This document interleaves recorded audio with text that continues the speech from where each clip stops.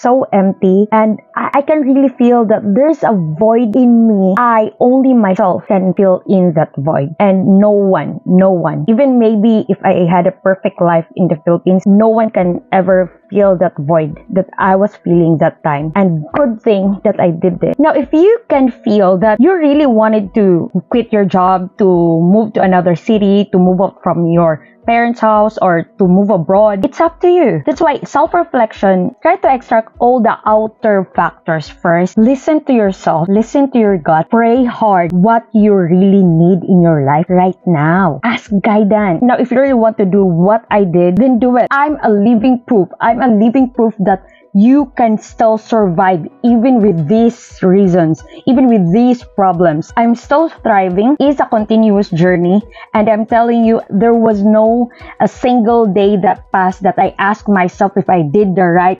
Salamat ang pagkita.